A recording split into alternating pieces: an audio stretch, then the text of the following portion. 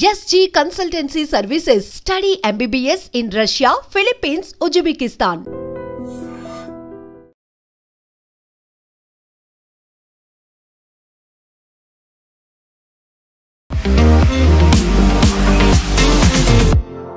బోల్డ్ అంత హైప్ వచ్చింది. చాలా వరకు డిస్కషన్స్ అయ్యాయి ఎవరెవరు వస్తారని. బీసీలో ఈసారి అధ్యక్షుడు అవుతారు అనుకున్నారు. సడన్ గా ఎన్ రామచంద్రరావు గారి పేరు వచ్చింది. బీజేపీలో పార్టీ ప్రెసిడెంట్ ఇంపార్టెంట్, హెరార్కీ చూడండి, పార్టీ కార్యకర్తలు అన్నట్టుగానే ఇంపార్టెంట్. లీడర్లు కాదు పనిచేసేది, కార్యకర్తలు పనిచేస్తారు. లీడర్స్ మోటివేట్ చేస్తారు. రాజా సింగ్ యాటిట్యూడ్ ఏంటంటే స్లైట్లీ బ్రాష్. దాంతో ఏమైపోతుందంటే ఒక పార్టీని క్యారీ చేసుకొని తీసుకెళ్ళాలి. రాష్ట్రంలో బీజేపీని తీసుకురావాలనుకుంటున్నారు తప్ప ఇక్కడ ఉన్నటువంటి నాయకత్వానికి ఆలోచన లేనట్టుంది అనే మాట రాజా సింగ్ అన్నారు కదా. ఈ కార్యకర్తలకి లీడర్కి డిస్కనెక్ట్ ఉందని లేదని చెప్పట్లేదు, ఉంది, డెఫినెట్గా ఉంది. ఎందుకు రాజా సింగ్ క్లిక్ అవుతున్నారు అంటే, రాజా సింగ్ ఒక 1,00,000 మంది వచ్చేస్తారు. అదే టైంలో ఇంకో లీడర్ పిలిస్తే ఎవరు రాదు. అది రాజా సింగ్ అప్పీల్ అన్నమాట. కార్యకర్తల్ని కన్సిస్టెంట్గా కలవాలి. బీజేపీలో ఏమైపోయిందంటే కాంగ్రెస్ కల్చర్ వచ్చేసింది, బీఆర్ఎస్ కల్చర్ వచ్చేసింది. లీడర్స్ వచ్చారు కాబట్టి అది అలా వచ్చేసిందా కల్చర్. స్టేజ్ మీద ఎక్కువ మంది ఉంటారు, ఆడియన్స్లో తక్కువ ఉంటారు. Work on the ground level, అది ఇంపార్టెంట్. మోదీ గారు చెప్పారు, అమిత్ షా గారు ఎన్నోసార్లు చెప్పారు, ఇన్ ద ఫీల్డ్ పనిచేయాలి. ఎలక్షన్ టైంలో కాదు మీ ఓటర్ దగ్గర వెళ్ళడం. ఎలక్షన్ టైంలో అందరూ వస్తారు ఓటర్ స్లిప్ ఇవ్వడానికి, మా పార్టీకి ఓట్ వేయని చెప్పడం. ఇప్పుడు వెళ్ళండి, ఇప్పుడు వెళ్ళి కలవండి, ఏమేమి ప్రాబ్లమ్స్ అని చెప్పండి.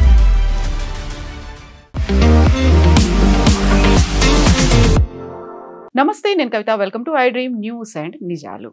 తెలంగాణ రాష్ట్ర అధ్యక్షుడిగా బీజేపీ ఎన్ రామచంద్రరావుని నియమించింది. రామచంద్రరావు నియామకం కంటే ముందు, ఆ తర్వాత ఎందుకని రాష్ట్ర బీజేపీలో అసంతృప్తులు వినిపిస్తున్నాయి, ఎందుకని ఒక ఆందోళనకరమైనటువంటి వాతావరణం ఉంది అనేటువంటి మాట నేతల నుంచి వస్తోంది. మనతో పాటుగా ఉన్నారు senior journalist and political analyst Suresh Kochattil గారు. హలో సార్, నమస్తే. సార్, బోల్డ్ అంత హైప్ వచ్చింది. చాలా వరకు డిస్కషన్స్ అయ్యాయి ఎవరెవరు వస్తారని. బీసీలో ఈసారి అధ్యక్షుడు అవుతారు అనుకున్నారు. సడన్ గా ఎన్ రామచంద్రరావు గారి పేరు వచ్చింది. ఆయన పేరు ఉంది, ఆయనే అఫీషియల్ ఫైనల్ అవుతున్నారు అనుకున్నప్పుడు రాజా సింగ్ ఒక బాంబు పేల్చారు, నేను రిజైన్ చేసేస్తున్నానని. కరెక్ట్ గా ఆయన బాధ్యతలు తీసుకుంటున్న రోజే ఇంకొక ఎంపీ ధర్మపురి అరవింద్ నాకు పర్సనల్ పనులు ఉన్నాయి, నేను రావట్లేదు అని చెప్పారు. ఏం జరుగుతోంది సార్? అదే నాట్ హ్యాపీ విత్ రామచంద్రరావు గారని కాదు, దాని ముందు ఒక డిస్క్లైమర్ పెట్టిస్తానండి. Ramachandra Rao is my classmate from degree college. So నేను ఏమన్నా ఆయన గురించి పాజిటివ్ గా చెప్తే కూడా ఎవరు అనుకోకూడదు దట్ ఐఎమ్ సపోర్టింగ్ అని. ఓల్డ్ ఫ్రెండ్, మొన్న కూడా ఫోన్ చేశారు నాకు after got elected 2 days before. కలుద్దాం సురేష్ రోజు అని చెప్పేసి. రామచంద్రరావు గారు నాకు ఏబీవీపీ రోజున తెలుసు, రైల్వే డిగ్రీ కాలేజ్ ఉన్నప్పుడు. దాని తర్వాత ఉస్మానియాలో ఉన్నప్పుడు తెలుసు నాకు అప్పటి నుంచి. ఆయన ఒక క్వైట్ క్యాండిడేట్. ఒకటి, ఆయన లాయర్ బై ప్రొఫెషన్. మీకు ఏ రోజన్నా వెళ్తే హైకోర్టులో లేకుంటే సికింద్రాబాద్ కోర్టులో కనిపిస్తారు ఆయన. ఆయన మొన్న కూడా చెప్పారు, నాకు ఇదే ఒకటే పని నాకు తెలుసు, ఈ పని చేయకపోతే నాకు డబ్బులు ఉండవు అని చెప్పేసి. నా మన ఒక బీజేపీ ఇక్కడ ఒకటే కాదు, చాలా స్టేట్స్, 6 స్టేట్స్లో ప్రెసిడెంట్స్ని మార్చారు ఇప్పుడు. యాక్చువల్లీ టర్మ్ ఎప్పుడూ అయిపోయింది. కిషన్ రెడ్డి గారు was stand by for Bandi Sanjay. ఎందుకంటే బీజేపీ ప్రెసిడెంట్కి యూజువల్లీ 2 years to 3 years ఉంటుంది పీరియాడిసిటీ. దాని తర్వాత కొత్తలు తీసుకురాలేదు. కిషన్ రెడ్డి గారిని స్టాప్ గ్యాప్గా తీసుకొచ్చారు. బీజేపీ ఎందుకు చేస్తారు ఇదని అడిగే దానికి, బీజేపీలో పార్టీ ప్రెసిడెంట్ ఇంపార్టెంట్ కాదు, పార్టీ ఒక హెరార్కీ చూడండి, పార్టీ కార్యకర్తలు అన్నట్టుగానే ఇంపార్టెంట్ అన్నమాట. లీడర్లు కాదు పనిచేసేది, కార్యకర్తలు పనిచేస్తారు. లీడర్స్ మోటివేట్ చేస్తారు. మీరు చెప్పిన 2 పేర్లు, ఒకటి రాజా సింగ్, ఇంకోటి ధర్మపురి అరవింద్. ఇద్దరు నాకు చాలా బాగా తెలుసు. రాజా సింగ్ యాటిట్యూడ్ ఏంటంటే స్లైట్లీ బ్రాష్. అంటే తెలుగులో దాని మీద you should come out the requisite word for that. ముఖానికి చెప్పేస్తాడు స్ట్రేట్ అవే. ఈ డిప్లొమాటిక్ బద్దలు కొట్టినట్టుగా మాట్లాడతారు, ఏం హైడ్ చేయరు. దాంతో ఏమైపోతుందంటే ఒక పార్టీని క్యారీ చేసుకొని తీసుకెళ్లాలంటే మీకు అన్ని షేడ్స్ ఆఫ్ ఒపీనియన్ ఉంటుంది పార్టీలో. ఇప్పుడు మీరు బీసీ కులం గురించి చెప్పారు. నా ఇక్కడ కులం కాదు ఇంపార్టెంట్. అట్లంటే రేవంత్ రెడ్డి ముఖ్యమంత్రిగా ఎందుకున్నారు? కాంగ్రెస్ వాళ్ళు కూడా బీసీ లీడర్ పెట్టాలి కదా, చేయలేదు వాళ్ళు. మినిస్టర్స్లో రేవంత్ రెడ్డి క్యాబినెట్లో ఎంతమంది ఓబీసీస్ ఉన్నారు, ఎంతమంది ఎస్సీలు ఉన్నారు, ఎంతమంది ఎస్టీలు ఉన్నారు? సో అది దట్ ఇస్ లేరు. ఆ ప్రపోర్షన్ అసలు లేరు అనమాట. ఇప్పుడు చేసిన సర్వే ప్రకారం చేస్తే దాంట్లో ఇద్దరు రెడ్డి మంత్రులు ఉండాలి, కానీ ఎంతమంది ఉన్నారో మనకు తెలుసు, ముఖ్యమంత్రితో సహా. బీజేపీ వైపు చూస్తే బీజేపీ పోయిన ఎలక్షన్లో, దట్ ఈస్ లోక్సభ, దానికన్నా ముందు జరిగిన అసెంబ్లీ ఎలక్షన్లో 8 సీట్లు గెలిచారు. బీజేపీ ఓటింగ్ పర్సెంటేజ్ డబుల్ అయింది, 19 నుంచి 35 అయింది లోక్సభకి. ఐ థింక్ ఈవెన్ అసెంబ్లీలో 23% దాకా వచ్చింది ఓట్ పర్సెంటేజ్. వాళ్ళ స్ట్రెంగ్త్ అర్బన్ అగ్లామరేషన్స్ ఉంటుంది యూజువల్లీ. అది కాకుండా మహారాష్ట్ర వైపు ఉన్న కాన్స్టిట్యున్సీ బీజేపీ కొంచెం స్ట్రాంగ్ ఉన్నారు. అది ఆదిలాబాద్ ఉండొచ్చు, నిజామాబాద్ ఉండొచ్చు. తర్వాత బండి సంజయ్ ఓన్ కాన్స్టిట్యున్సీ అని కరీంనగర్, అది మహారాష్ట్రతో సంబంధం లేదు, కానీ ఆయన పర్సనల్ అపీల్ ఉంది అక్కడ. ఆయనకి ఎన్నో సంవత్సరాల నుంచి కార్పొరేటర్గా ఉన్నారు, సింపతి ఉండే ఆయనతో, అరే ఈయన ఎప్పుడైనా కల్పించాలని చెప్పేసి. దాని తర్వాత మీరు చూస్తే కిషన్ రెడ్డి సికింద్రాబాద్ ఎప్పటి నుంచో బీజేపీ స్ట్రాంగ్ హోల్డ్ ఉండే. బండారు దత్తాత్రేయ గారు కలిసారు అక్కడి నుంచి. దాని ముందు కాంగ్రెస్ వైపు నుంచి మానెమ్మ అంజయ్ గారు సతీమణి ఆమె కలిసింది అక్కడి నుంచి. చాలా బీజేపీ పట్టు అక్కడ ఉంది కాన్స్టిట్యున్సీ. కానీ చూడండి, అదే టైంలో బీజేపీ సికింద్రాబాద్ గెలిచినా కానీ లోక్సభ అసెంబ్లీ అన్ని ఓడిపోయారు సికింద్రాబాద్. అది ఎందుకని అడగొచ్చు మీరు. ఒక్కటి కూడా గెలుచుకోలేదు. ఒక్కటి కూడా అంటే 6 నెలల ముందు జరిగిన ఎలక్షన్లో ఒకటి గెలవలేదు. లోక్సభకు వచ్చిన లోక్సభ గెలుచుకున్నారు. సో న్యాచురలీ ఒక ఓటర్ ఏం చూస్తారంటే లోక్సభకి ఎవరిని పంపించారని చూస్తే బీజేపీకి 8 సీట్లు ఇచ్చారు 17 నుంచి. ఓకే, కాంగ్రెస్ కూడా అదే వచ్చింది ఒక టైం, ఎంఐఎంకి వచ్చేసింది టికెట్.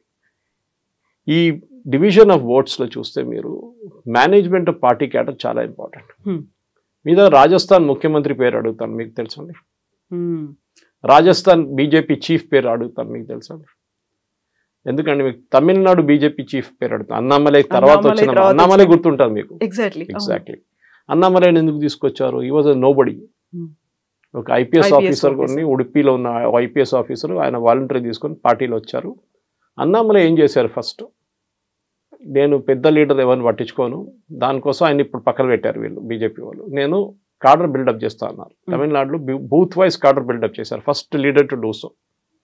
తెలంగాణ కూడా నేర్చుకోవాలి ఆయన దగ్గర. రామచంద్ర గారు నేను కలిసినప్పుడు అదే చెప్తాను. ఫస్ట్ మీరు ఇక్కడ ఉన్నారు, డక్కిలి తెలంగాణలో బీజేపీకి ఒక 80% దాకా కాన్స్టిట్యున్సీలో బూత్ లెవెల్ వర్కర్స్ ఉన్నారు, బూత్లో కూర్చుంటారు, ఓటింగ్ రోజు ఆ బూత్లో ఉంటారు వాళ్ళు.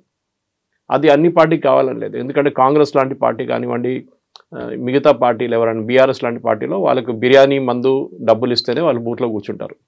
బీజేపీ వాళ్ళు అట్లా కాదు, బికాజ్ ఆర్ఎస్ఎస్ కల్చర్ నుంచి వస్తారు వాళ్ళు టిపికల్ వస్తారు, పని చేస్తారు, ఇంటికి వెళ్ళిపోతారు, వాళ్ళకి ఏమి ఇవ్వక్కర్లేదు అనమాట. కానీ ఆ బిల్డప్ చేయాలంటే తెలంగాణలో, ఎందుకంటే ఇప్పుడు లోక్సభ ఇప్పుడు ఎలక్షన్ ఏం లేదు, అసెంబ్లీ కూడా లేదు, లోకల్ బాడీ ఎలక్షన్స్ రాబోతుంది. లోకల్ బాడీ ఎలక్షన్లో పార్టీలు కాదు అక్కడ ఇంపార్టెంట్, ఇండివిజువల్స్ ఇంపార్టెంట్. జెడ్పీటీసీలు కానివ్వండి, ఎంపీటీసీలు కానివ్వండి, సర్పంచ్లు కానివ్వండి, వీళ్ళందరూ ఇండివిజువల్ బేసిస్లో గెలుస్తారు. ఏ పార్టీ పవర్లో ఉందో వాళ్ళ వైపు వెళ్తారు వాళ్ళు. బీఆర్ఎస్ ఉన్నప్పుడు అందరూ కేసీఆర్ భజన పాడిండ్రు, కేసీఆర్ కొనుక్కుంటాడు అందరినీ. అప్పుడు ఆ టైంలో ఎవరు ఏ ఇండిపెండెంట్గా కలిసినా కానీ బీఆర్ఎస్లో చేరిపోతాడు. ఇప్పుడు చూడండి అందరూ కాంగ్రెస్ వైపు వెళ్తారు. వాళ్ళకి ఏంటంటే డబ్బులు సంపాదించాలి, 10 కాంట్రాక్టులు దొరికితే వాళ్ళ చుట్టాల పేరు మీద ఏదైనా డబ్బులు సంపాదించుకోవచ్చు. ఇదే వాళ్ళ స్ట్రాటజీ. జెడ్పీటీసీలు ఎంపీటీసీలు ఎందుకు అవుతారు? ప్రజలను సేవ చేయడం కాదు వాళ్ళది, మెయిన్గా డబ్బులు సంపాదించడం. అదే ఈవెన్ ఎమ్మెల్యే లెవెల్లో కూడా అంతే నడుస్తుంది. మెయిన్గా కాంట్రాక్ట్ మీద కాంట్రాక్ట్, వాళ్ళకి వచ్చే ఎంపీ లాంటి ఫండ్స్ నుంచి ఏం దొరుకుతుందో అది చూసుకుంటారు వాళ్ళు అనమాట. అందరినీ చెప్పట్లేదు, most of them are like that. ఎందుకంటే ఒక ఎలక్షన్కి మీరు 25-30 కోట్లు ఖర్చు పెట్టినప్పుడు మీరు దాని డబ్బులు సంపాదించాలి, 50 సంపాదించాల్సి వస్తుంది మీకు నెక్స్ట్ ఎలక్షన్లో ఖర్చు పెట్టాలంటే. ఎక్కడి నుంచి వస్తుంది మీకు 50 కోట్లు? ఎవరు తెచ్చియరు మీకు, ఎక్కడి నుంచో సంపాదించాలి. సో నేను ఇదంతా ఎందుకు చెప్తున్నా అంటే, మీకు ఒక ఎలక్షన్ మిషనరీ నడిపించాలంటే మీకు ఐదర్ పార్టీ ఫండ్స్ ఉండాలి, లేకుంటే ఇండివిజువల్ ఫండ్స్ ఉండాలి. బీజేపీ వైపు గెలిచిన లీడర్లు అందరూ ఇండివిజువల్ లీడర్స్ స్ట్రెంగ్త్గా. ధర్మపురి అరవింద్కి వాళ్ళ ఫాదర్ డి శ్రీనివాస్ టైం నుంచి నిజామాబాద్ వైపు అటువైపు మంచి పట్టు ఉంది. ఇటు ఆదిలాబాద్లో కూడా అంతే బీజేపీ. ఒకసారి సోయం బాపురావు కలిశారు, ఆయన కాంగ్రెస్ నుంచి వచ్చి బీజేపీలో జాయిన్ అయ్యారు, ఎట్లా కలిసారు ఆయనకే తెలియదు.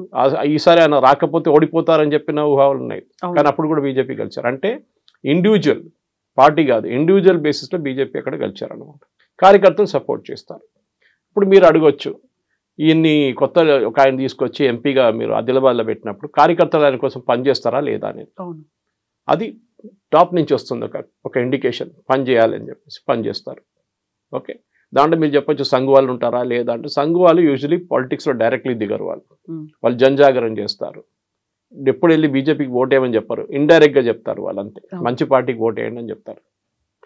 అది కాకుండా మీకు అసెంబ్లీకి వచ్చినప్పుడు ఏమైందంటే అక్కడ కూడా మీరు చూడండి, అసెంబ్లీలో కూడా ఈవెన్ కామారెడ్డి లాంటి కాన్స్టిట్యున్సీలో 2 ముఖ్యమంత్రులు అంటే ఒకటి టు బి అండ్ ఒకటి ఎగ్జిస్టింగ్ ముఖ్యమంత్రిని ఓడిపించిన మనిషి అక్కడ ఉన్నారు, బీజేపీ ఎమ్మెల్యే ఉన్నారు, అందరికి తెలుసు. ఎట్లా గెలిచారండి ఆ సీటు? సో ఆ సీటు గెలిచినప్పుడే ఆ పవర్ తెలిసిపోతుంది, ఇండివిజువల్ పవర్ ఎక్కడ ఉందని చెప్పేసి. పార్టీ ఓటు తీసుకొచ్చారు, ఎస్ తీసుకొచ్చారు. ఇండివిజువల్ ఓటు తీసుకొచ్చారు, కరెక్ట్. బీజేపీకి 8 సీట్లు అసెంబ్లీలో వచ్చింది. ఎట్లా వచ్చిందండి? ఇది కూడా అదే. అప్పుడు సికింద్రాబాద్లో ఎందుకు గెలవలేదండి? మల్కాజిగిరిలో ఈట్ల రాజేందర్ గెలిచారు. Malkajgiri the biggest Lok Sabha constituency in the country. 38 లక్షల ఓటర్స్ ఉన్నారు. ఇప్పుడు 40 లక్షలు అయి ఉంటుంది. ఒక 4 కాన్స్టిట్యున్సీలు చేయొచ్చు లోక్సభ, లేకుంటే 2 చేయొచ్చు మినిమం. ఆ కాన్స్టిట్యున్సీలో కూడా బీజేపీ సీట్లు గెలవలేదు అసెంబ్లీలో. ఎందుకంటే ఇప్పుడు మీరు చెప్తారు ఈట్ల రాజేందర్కి పట్టు ఉంది, మళ్ళీ ఆ పట్టు ఉన్నప్పుడు సీట్లు ఎందుకు గెలవ? అఫ్కోర్స్ అసెంబ్లీ ముందు వచ్చింది అనుకోండి, దాని తర్వాత లోక్సభ వచ్చింది. Problem is simple. ఏంటంటే పార్టీ లీడర్షిప్ కాదు ఇంపార్టెంట్. మీరు ఎవరిని తీసుకొచ్చినా కానీ, అది రాజాసింగ్ ఉండొచ్చు, అది ధర్మపురి అరవింద్ గారు ఉండొచ్చు, ఆర్ ఈవెన్ రామచంద్రరావు గారు ఉండొచ్చు, లేకుంటే ఎవరైనా ఇంకా లీడర్లు తీసుకొస్తే వాళ్ళు పర్ఫామ్ చేయాల్సి వస్తుంది. ఏంటంటే బూత్ లెవెల్ నుంచి పర్ఫామ్ చేయాలి. దానికి కొంతమంది లో ప్రొఫైల్గా పనిచేస్తారు, కొంతమంది హై ప్రొఫైల్గా పనిచేస్తారు. లొల్లి చేయడం కాదు, ఎక్కువ మెథాడికల్గా పనిచేయడం ఉంటుంది. రెండో ఫ్యాక్టర్ బీజేపీలో ఏంటంటే సంఘ్ వైపు నుంచి వచ్చే అబ్జెక్షన్ ఏముంటుందంటే, వీళ్ళు కొత్త వచ్చిన వాళ్ళకి ఎందుకు ఇంత ఇంపార్టెన్స్ ఇవ్వాలని చెప్పి, విచ్ ఇస్ కరెక్ట్. బీజేపీ ఎప్పుడు చెప్పిన రామచంద్రరావు గారి గురించి చెప్పాను చూడండి, నేను చదివింది రైల్వే డిగ్రీ కాలేజ్లో 80 to 83. ఆ టైంలో ఆయన కూడా అక్కడ ఉన్నారు. అప్పుడు ఆలోచించా ఎన్ని సంవత్సరాల ముందు, అది 83లో. అప్పటి నుంచి పార్టీ కోసం పనిచేస్తున్న మనిషి. 42 years నుంచి వర్క్ చేస్తున్నారు. అంటే ఏబీవీపీ అంటే చాలా మంది అనుకుంటారు బీజేపీ యూత్ వింగ్ అనుకుంటారు, కాదు. ఏబీవీపీ ఇస్ ఆర్ఎస్ఎస్ కా యూత్ వింగ్. చాలా పెద్ద డిఫరెన్స్. బీజేపీది బీజేవైఎం ఉంది. అప్పటి నుంచి పనిచేస్తున్న వాళ్ళు ఉన్నారు. అట్లాంటి మనిషికి మీకు రికగ్నిషన్ ఇవ్వాలన్నా, లేకుంటే మొన్న పార్టీలో వచ్చిన మనిషికి రికగ్నిషన్ ఇవ్వాలి చెప్పండి. అది ఈవెన్ కార్పొరేట్ లెవెల్లో ఉంటుంది. మీరు కార్పొరేట్లో 10, 20, 15 సంవత్సరాలు పనిచేసి 20 సంవత్సరాలు పనిచేసిన మనుషులు ఉంటారు చాలామంది. సడన్గా బయట నుంచి ఒకటి తీసుకొచ్చి మీ బాస్గా చేస్తారు. అప్పుడు మీకు ఏమవుతుంది? కోపం వస్తుంది. ఏంటో నేను లేనా, నాకు పని చేయడం రాదా, నేను ఇన్ని సంవత్సరాల నుంచి ఇక్కడ ఉన్నాను, ఎంత లాయల్గా ఉన్నాను, నన్ను మీరు కన్సిడర్ ఎందుకు చేయలేదు? హ్యూమిలియేషన్, సఫకేషన్ అనేది అనిపిస్తుంది. మీరు కూడా రియాక్ట్ చేస్తారు అట్లనే. సేమ్ థింగ్ ధర్మపురి అరవింద్ గారితో నేను రెగ్యులర్గా మాట్లాడుతుంటాను. Very methodical person, data based approach. Press conference ఆయనది లెజెండరీ. బహుశా ఆయన కూడా రూట్లో వచ్చేస్తారు. ప్రాబ్లం ఆయనకున్న ఫ్రస్ట్రేషన్ నేను ఇక్కడ ఓపెన్ కాన్వర్జేషన్ చెప్పాను, చాలా చెప్పారు నాకు. ఓకే, ఆయనకున్న ఫ్రస్ట్రేషన్ ఆయనకుంది. బేసిక్లీ ఏంటంటే బీజేపీ అగ్రెషన్. ఇప్పుడు నిన్న కూడా నేను కొంతమందిని ఒక ఫంక్షన్కి వెళ్తే కలిచాను. చాలామంది వచ్చాను, సురేష్ గారు మీరు వెళ్ళి అన్ని ఛానల్లో మాట్లాడతారు, మీరు బీజేపీ స్పోక్స్ పర్సన్గా ఎందుకు లేరన్నా. నేను చెప్పాను, నేను ఇంకా నుపూర్ శర్మ కావాలనుకుంటలేను, నేను సురేష్ కోచర్లుగానే ఉంటాను, నేను ఏం కావాలంటే నేను వెళ్ళి చెప్పొచ్చు ఏ ఛానల్లో అయినా. కానీ ఒకసారి బీజేపీ స్పోక్స్ పర్సన్ అయితే పార్టీ లైన్ నేను తీసుకోవాల్సి వస్తుంది. పార్టీ లైన్ నుంచి నేను బయటికి వెళ్ళి మాట్లాడలేను. అది నేను I will not agree to it.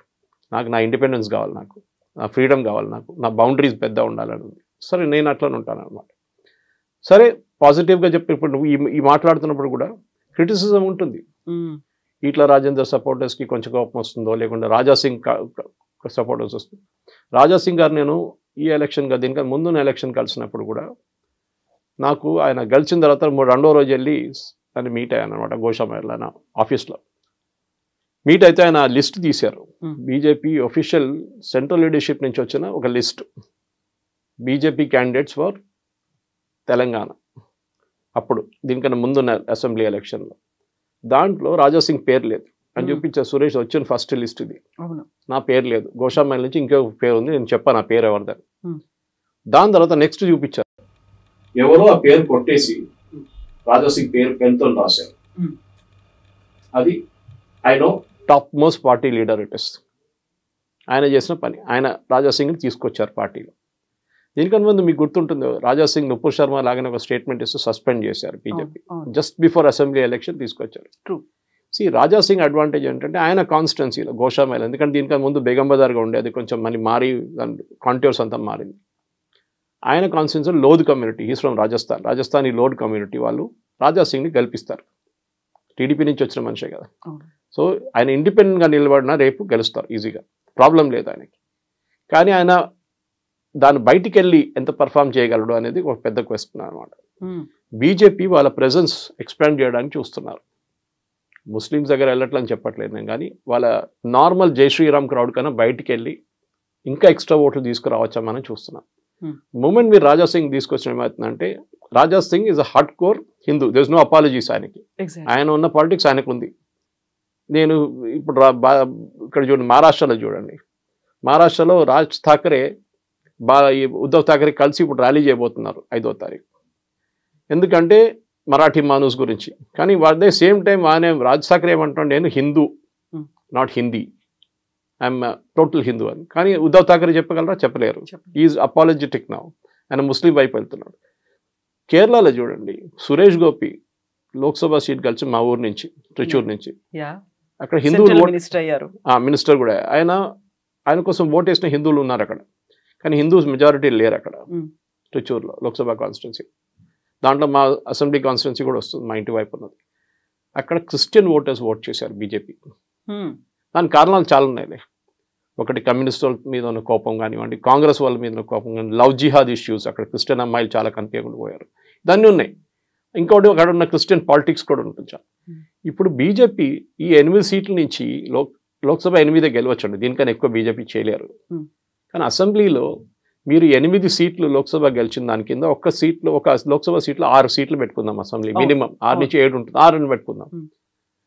8 into 6 48 assembly seats గెలవాలండే BJP.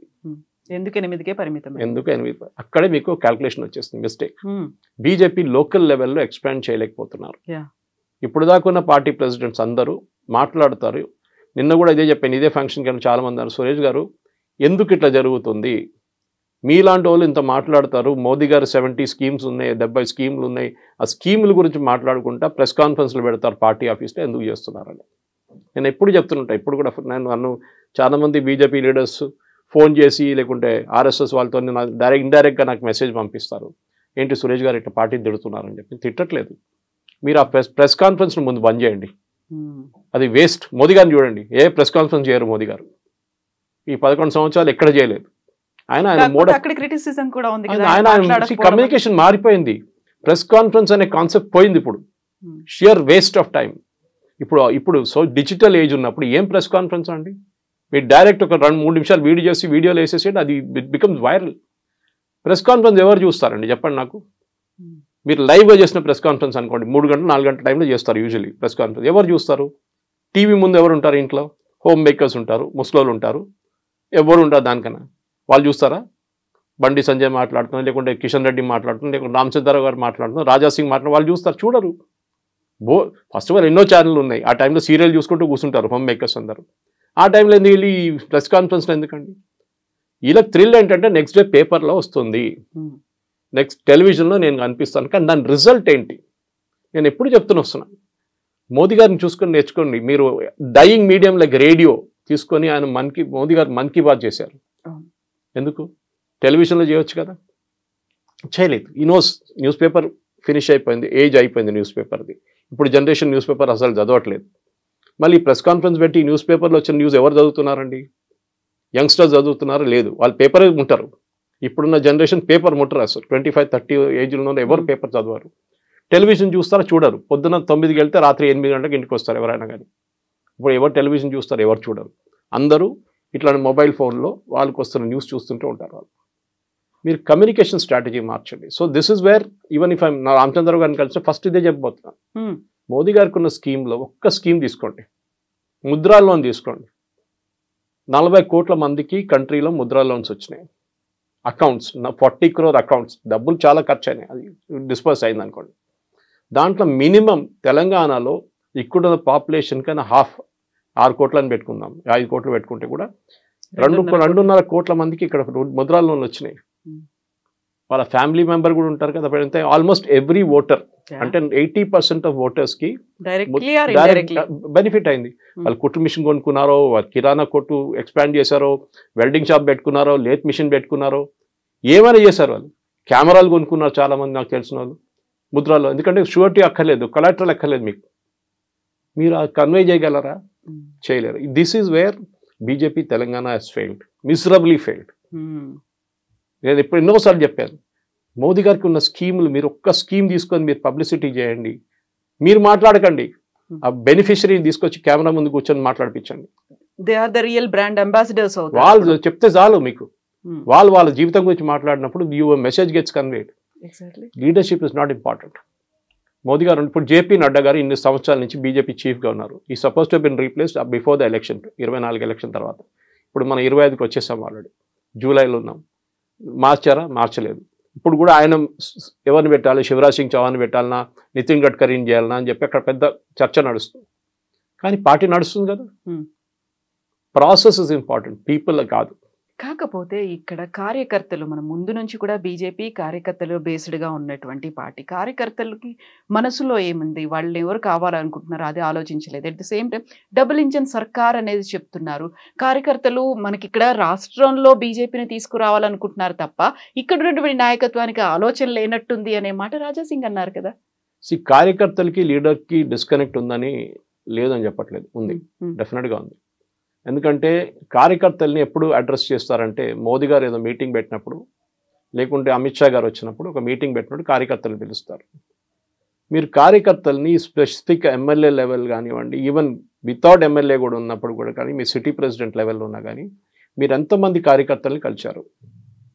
కలవరు అసలు. నేను చెప్తున్నాను, ఎలక్షన్ టైం ముందు కలుస్తారు, అందరిని పిలిపిస్తారు. అప్పుడు బూత్ మేనేజ్మెంట్ గురించి, జన్ జాగరణ గురించి అన్నీ చేస్తారు ఆ టైంలో. ఇవి చాలా ఇంపార్టెంట్. మీరు చెప్పిన ప్రశ్న కరెక్ట్. కార్యకర్తలు ఎందుకు రాజాసింగ్ క్లిక్ అవుతున్నారు అంటే, రాజాసింగ్ ఒక హనుమాన్ ప్రొసెషన్ పెడతాం, జయ హనుమాన్ ప్రొసెషన్ పెడతాం, లక్ష శోభయాత్ర 1,00,000 మంది వచ్చేస్తారు. అదే టైంలో ఇంకో లీడర్ పిలిస్తే ఎవరు రాడు. అది రాజాసింగ్ అప్పీల్ అన్నమాట. అందరు అట్లా చేయలేరు. ఇప్పుడు యోగి ఆదిత్యనాథ్ గవర్నర్ ఆయన మాట్లాడుతూ ఒక ఫీవరిష్ పిచ్తో మాట్లాడతారు. అదే టైంలో మీరు శివరాజ్ సింగ్ చౌహాన్ తీసుకుంటే చాలా సాఫ్ట్గా మాట్లాడతారు. కానీ ఇద్దరు పని చేపిస్తారు కదా. ఇద్దరు ముఖ్యమంత్రులుగా ఉన్నారు. ఒక ఆయన ఎక్స్ చీఫ్ మినిస్టర్, ఒక ఆయన ప్రెసెంట్ చీఫ్ మినిస్టర్. ఈ కార్యకర్తలకి లీడర్స్కి డిస్కనెక్ట్ ఉందని ఏ డౌట్ లేదు. పాసిబ్లీ రామచంద్రరావు గారికి అన్నిటికంటే పెద్ద ఛాలెంజ్ ఇది. ఇప్పుడు కార్యకర్తల్ని కన్సిస్టెంట్గా కలవాలి. బీజేపీలో ఏమైపోయిందంటే కాంగ్రెస్ కల్చర్ వచ్చేసింది, బీఆర్ఎస్ కల్చర్ వచ్చేసింది. లీడర్స్ వచ్చారు కాబట్టి అది అలా వచ్చేసిందా కల్చర్. స్టేజ్ మీద ఎక్కువ మంది ఉంటారు, ఆడియన్స్ లో తక్కువ ఉంటారు. అందరికీ స్టేజ్ లో కూర్చోవాలి. చూడండి, మీరు ఒక ప్రెస్ కాన్ఫరెన్స్ చూడండి, బీజేపీ స్టేట్ ఆఫీస్ లో 9-10 మంది ఉంటారు పైన. ఎందుకంటే అంతమంది? అందరూ టీవీలో కనిపించాలని. నేను sorry, work on the ground level, అది ఇంపార్టెంట్. మోదీ గారు చెప్పారు, అమిత్ షా గారు ఎన్నోసార్లు చెప్పారు. నేను అమిత్ షా గారితో పనిచేశానండి లక్నోలో, వారణాసిలో 2014 ఎలక్షన్ టైంలో. నేను అక్కడ ఉన్నాను, చూశాను ఆయన వర్క్ మెథడాలజీ. ఏం స్లేవ్ డ్రైవర్ అని చెప్తారు చూడండి ఇంగ్లీష్లో, దట్ ఈస్ వాట్ హీస్. పొద్దున 3 గంటలకు మీటింగ్ పెడతారండి, మళ్ళీ అంటారు 6 గంటలకు కలుద్దాం అంటారు, మళ్ళీ 3 hours లేట్. ఒకసారి నాకు ఇప్పుడు కూడా గుర్తుంది, వారణాసిలో 2014లో చాలామంది మేము పొద్దున 10 గంటలకు ఛాయ్ తాగి సమోసాలు తిని జిలేబీలు తిని కూర్చుంటాం పొద్దున. అక్కడ బ్రేక్ఫాస్ట్ అదే కదా. కూర్చున్నప్పుడు వచ్చి చూసి కోపం వచ్చి 5 మినిట్ మీద कोई दिखेगा इधर लात मार के बाहर निकाल दूंगा అంటే 5 నిమిషాలు ఇంకెవడని ఇక్కడ కనిపిస్తే కొట్టి బయట పంపిస్తారు. ఇన్ ద ఫీల్డ్ పని చేయాలి. ఎలక్షన్ టైంలో కాదు మీ ఓటర్ దగ్గర వెళ్ళడం. అప్పుడు ఎలక్షన్ ఉండే అనుకోండి, ఇక్కడ కూడా అదే చెప్తాను, మీరు ఓటర్ దగ్గర ఎప్పుడు వెళ్ళాలండి? When is not expecting you. మిమ్మల్ని ఎక్స్పెక్ట్ చేయట్లేదు. ఎలక్షన్ టైంలో అందరూ వస్తారు ఓటర్ స్లిప్లు ఇవ్వడానికి, మా పార్టీకి ఓట్ వేయండి అని చెప్పండి. ఇప్పుడు వెళ్ళండి, ఇప్పుడు వెళ్ళి కలవండి. ఏమేమి ప్రాబ్లమ్స్ అని చెప్పండి. నీళ్ళ ప్రాబ్లం ఉందా, డ్రైనేజ్ ప్రాబ్లం ఉందా, లేకుంటే ఇంకేమైనా ఇష్యూస్ ఉందా అని వాళ్ళు అడగండి. ఓటర్స్ని వాళ్ళు అప్రిషియేట్ చేస్తారు. అది చేయాలండి. దాట్ ఈస్ వేర్ కార్యకర్తలు పనికి వస్తారు మీకు. ఎందుకంటే వాళ్ళు గల్లీ వాళ్ళకి తెలుసు. ఇది కార్యకర్తలు, లక్షలాది మంది కార్యకర్తలు ఉన్నప్పుడు వాళ్ళని వాడుకోవడానికి తెలియాలి ఎట్లా చేయాలి. అక్కడే లీడర్షిప్ కేపబిలిటీ వస్తుంది. ఏదో నేను 10 మంది, నేను 20 మంది స్టేజ్లో కూర్చుంటాను, బయట 100 మంది కూర్చుంటారు. 100 మంది కూడా ఆలోచిస్తాను, నేను కూడా ఒకటే స్టేజ్లో కూర్చోవాలి. స్టేజ్లో కూర్చోక్కర్లేదండి. I hate that. నన్ను కూడా చాలామంది స్టేజ్లో వచ్చి కూర్చోమంటారు పబ్లిక్ మీటింగ్. నేను నా టర్మ్ వచ్చినప్పుడు పిలవమంటాను అంతే. నేను ఎప్పుడు మాట్లాడా అప్పుడు నేను వచ్చి మాట్లాడి మళ్ళీ ఆడియన్స్లో కూర్చుంటాను. అది నేర్చుకోవాలి. ఆ ప్రాబ్లం ఏమైందో ఆ కల్చర్, కాంగ్రెస్ కల్చర్ అది అక్కడి నుంచి వచ్చిందనమాట. ఎందుకంటే బయట నుంచి చాలా మంది బీజేపీకి వచ్చారు, లీడర్స్ వచ్చారు కాబట్టి ఆ కల్చర్ తీసుకొచ్చారు. వాళ్ళు షాల్ వేయడము, వీళ్ళ మీద ఒక ఫోటోలు సెల్ఫీలు దిగడము. తీయొద్దని చెప్పట్లేదు, చాలా మందికి ఉంటుంది సెల్ఫీలు తీసుకోవాలని చెప్పేసి. కానీ యూఆర్ కిల్లింగ్ ద కల్చర్. మీరు చూడండి, అదే టైంలో ఆర్ఎస్ఎస్ స్వయం సేవకులు చూడండి, వాళ్ళు ఎప్పుడు ఇట్లాంటి పబ్లిసిటీ చేయరు. మీరు ఏదైనా ఆర్ఎస్ఎస్ మీటింగ్లో ఫోటో చూసారండి? వాళ్ళు చెప్పులు బయట పెట్టి లైన్లో పెట్టి వెళ్తాడు, అక్కడ చూడండి డిసిప్లిన్ వాళ్ళకి. ఇది ప్రాబ్లం అన్నమాట. సో కార్యకర్తల్ని మోటివేట్ చేయడానికి లీడర్షిప్ అని లేదు, అది ఎవరైనా ఉండొచ్చు లీడర్షిప్ లెవెల్లో. సో పార్టీ మిషనరీ పనిచేయాలి. And BJP party machinery is awesome, superb అన్నమాట. ఏ పార్టీకి మీరు చూడండి, ఈవెన్ రీసెంట్లీ కాంగ్రెస్ చిదంబరం గారు చెప్పారు, మీరు కాంగ్రెస్ బీజేపీతో పోటీ చేయడం మర్చిపోండి, వాళ్ళ పార్టీ మిషనరీతో మీరు అసలు కాంపీట్ చేయలేరు, they are that superb efficient. ఒక పెద్ద మిషన్ అండి బీజేపీ వార్ మిషన్, అది ఏ ఎలక్షన్ అయినా కానివ్వండి. కానీ ప్రాబ్లం ఏంటంటే ఆ టైంలోనే వీళ్ళందరూ యాక్టివ్ అవుతారు. అది కాకుండా రామచంద్రరావు గారు లాంటి వాళ్ళు should carry Dharmapuri Arvind everybody, అందరికి ఒక్కొక్క ఇండివిజువల్ ఫ్రీడమ్ ఇచ్చేసేయాలి. మీ ఏరియాలో మీ డిస్ట్రిక్ట్లో చుట్టుపక్కల డిస్ట్రిక్ట్లో మీరు ఇన్ఛార్జు, అసెంబ్లీలో అదే చేశారు. అసెంబ్లీ ఎలక్షన్ టైంలో అందరికీ ఎక్కడున్న ఎంపీలకి ఉన్న వాళ్ళకి రెస్పాన్సిబిలిటీ ఇచ్చారు. ఈ అసెంబ్లీ కాన్స్టిట్యున్సీస్ అంతా మీ కింద వస్తుంది, ఇక్కడి నుంచి మీరు గెలిపించాల్సిందే. అది ఏదైనా కానీ ఆర్మూర్ కావచ్చు, ఏదైనా కావచ్చు. So you have to win అన్నమాట. సో లీడర్షిప్ అనేది రామచంద్రరావు గారు ఇంకుంటారు, 3 సంవత్సరాలతో ఆయన పోతారు, కొత్త వాళ్ళు వస్తారు. సో ఈ లీడర్షిప్ కోసం స్టేజ్ మీద కూర్చోవడానికి, నేను పార్టీ ప్రెసిడెంట్ అని చెప్పుకోవడానికి కాదు ఇంపార్టెంట్. మీరు డౌన్ లెవెల్ కార్యకర్తల్ని మోటివేట్ చేయాల్సి వస్తుంది, వాళ్ళతో పని చేయించుకోవాల్సి వస్తుంది. లీడర్స్ కాదు ఇంపార్టెంట్, కార్యకర్తలు ఇంపార్టెంట్. ఎస్ సురేష్ గారు, థ్యాంక్ యూ సో మచ్. బోల్డ్ అన్న అయితే సవాళ్ళు ఉన్నాయి, ఛాలెంజెస్ ఉన్నాయి, వీటన్నిటిని అధిగమించి ఎలా రామచంద్రరావు గారు ఏకదాటి మీద అందరినీ ముందుకు తీసుకెళ్తారు అనేది. Thank you so much Suresh గారు, థ్యాంక్ యూ. నిజంగా ప్రస్తుతం ఉన్నటువంటి సమాజం దేనికి ప్రయారిటీ ఇస్తుంది? ఆర్థిక సంబంధాల చుట్టూ మాత్రమే తిరుగుతుంది. మళ్ళీ ఎన్నికలంగానే చాలా విరక్తి కలుగుతున్నాం. మంచి అనిపిస్తుంది కదా, లేడీస్ కూడా ఛాలెంజింగ్ జాబ్స్ చేసినప్పుడు చాలా బాగుంటది. ట్రాఫిక్ అసిస్టెంట్స్ గా నియమించిన ట్రాన్స్జెండర్స్ అందరితో సాల్యూట్ చేయించుకుంటున్నారు. ఫుడ్ డెలివరీ ఇవ్వటానికి వెళ్ళినటువంటి డెలివరీ బాయ్ అనిల్ పై కళ్ళ ముందు